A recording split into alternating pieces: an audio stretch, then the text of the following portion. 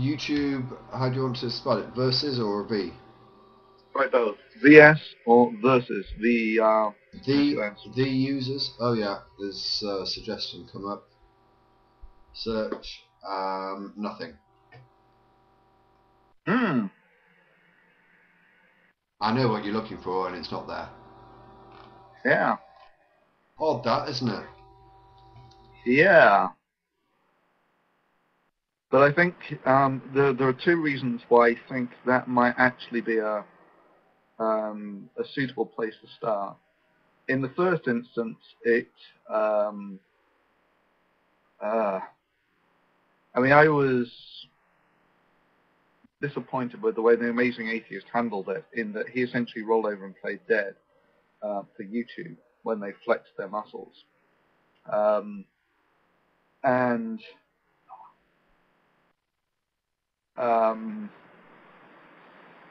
yeah, I think there is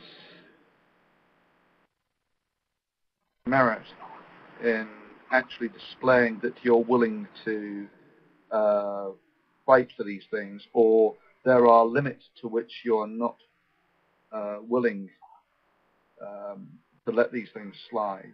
And erasing history like this, the sort of Orwellian sort of rewriting of history, yeah. So lots of people say that it's not there. No, well, I just looked at the first hits now. Given the number of views that had, it should be in the first page, and it's not. Yeah. That's what I get. So I think that's probably going to be. I'm going to wait until, deliberately so, until they do this partnership thing, and I think that's going to be the first port of call. And I didn't actually know that myself until I was actually making the video highlights, as it were.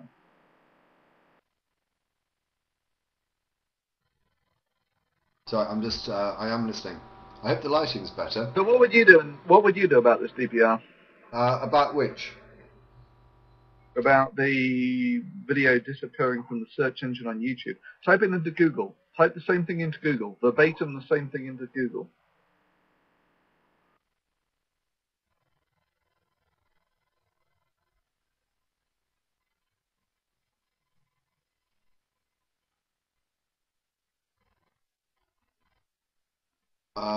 First hit is your video. Is that on the Beauty in the Universe or Thunderf00t?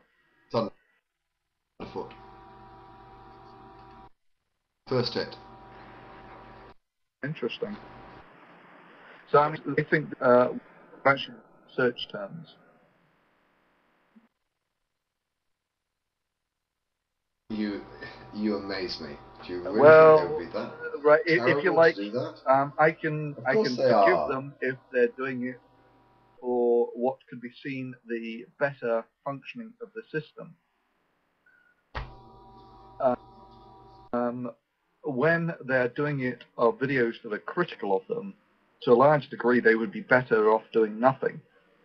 Even if they are acting in a virtuous fashion, it's not seen to be virtuous. If you are actually algorithmically demoting videos that are critical of you, it's very hard to not read that as acting in your self-interest. So, and of course, their self-interest doesn't necessarily coincide with our self-interest. So, well, it's not rocket science, is it? As you made clear in your latest video, in one way you've cost them, $40,000 on bandwidth for people to watch it. They want something back from that. I can see probably cost them more than why that. people are critical of YouTube, but the problem is let me just finish. If you were put in charge of YouTube and you were told, sort this problem out, you are losing $1.5 million a day, get this problem sorted, what would your attitude be? Your attitude would not be, oh, I've got to sort out the vote botting issue because they've got lots of complaints about that. No, you're going to be, how the fuck do I get some more advertising revenue? Because that's the only thing that they're going to survive on. So to that extent, I can understand, and I'm sympathetic to what they're doing. But what the way they're doing it is to completely dismiss customer service. Now that is a very dangerous policy to adopt, but they have at the moment no problems with that because there is no realistic alternative to YouTube where people can go. It's not like going from one shop to another where you get decent service. You've got to be on YouTube to get noticed. That's the problem that we face as the user. They're taking a huge gamble by ignoring customers, but that's what they're doing, and I can understand why they're doing it. Yeah. I don't know. If you have abuse that is problematic, then this can, it's parasitic, and it can eat and destroy the entire site. And so it could do. I made it clear. I said it's a gamble for them, and it may pay off. It may not. I mean, what it's all really about now is traffic, and to an extent, that's, you know, I'm pretty sure that there are those who are more interested in commercial exploitations of these sort of things. I mean, the people who are using these robots against us are to an extent small fry, who are using them for sabotage. Yeah. But to an extent, if you are vulnerable to one system, you're vulnerable to another. If you're vulnerable to people using these things for sabotage, then you are vulnerable to people using these things for commercial exploitation. So, and on top of that, yeah, I mean, you've kind of gone into the lion's den, haven't you? In the eyes of some, I suspect that you're considered to be a deserter. Relatively few. I mean, going over the comments. Motives... I mean, which I did the other day. I mean, it was maybe one in 100 who was, crying deserter, and maybe one of the. Oh well, I unsubscribed straight away. I set my vote botting program against all your videos, and I issued a couple of fraudulent DMCA claims against you. So, I mean, you've lost me, but no. But I'm heartbroken that I've lost my biggest fan. No, I wouldn't count me as that. I think there might be one or two bigger fans, but no. I'm somewhat surprised at that because. As I say, I mean, it's almost as if you've sort of like shifted camp from our side to the enemy. That's the way I would have thought that a lot of people would have perceived what you've done. Now, the fact that they haven't, I think, speaks volumes about you. But I'm surprised that you've got so little criticism about it. The other interesting thing is whilst I was sort of saying that. Some of there are actually hardcore libertarians out there who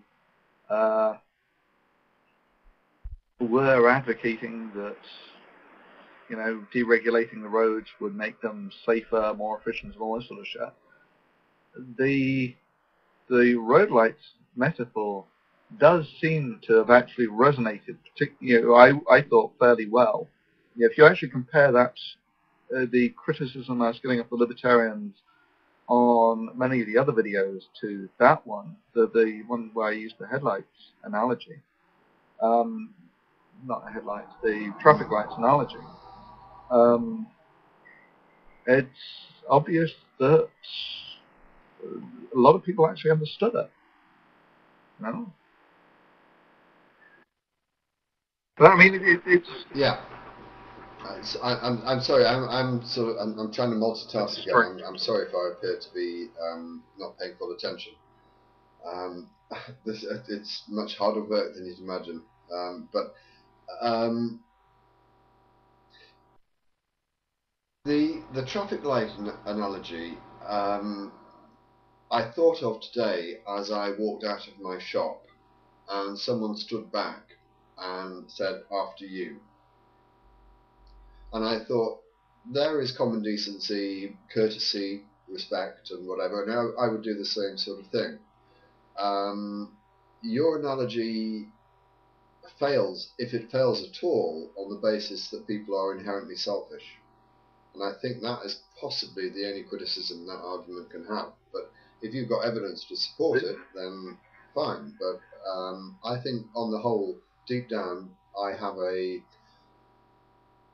belief in the warmth and empathy of people, and on the whole, they will say after you as opposed to I'm going first. There is a breakdown here. In a safe and stable environment, that's how people behave. You put people in a threatened environment, and all of a sudden they will polarize into groups. And all of a sudden, all of that philanthropy, that largely goes, you are philanthropic to those within your polarized bubble, but not to those outside. Right? Stability in society.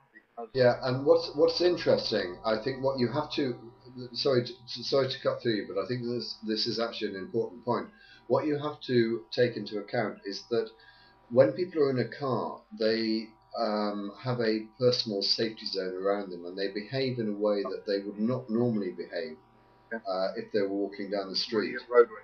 And I think that your traffic light analogy suffers from that problem as well. The traffic lights thing is a metaphor for behaviors of systems.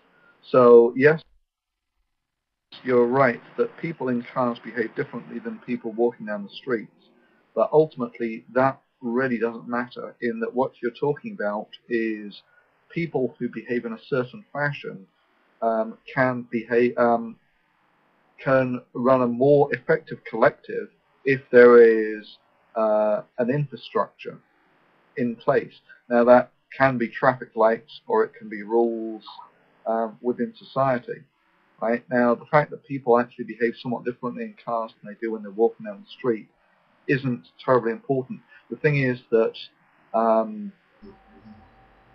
if you are trying to run a system safely, where safety and stability are actually significant factors, then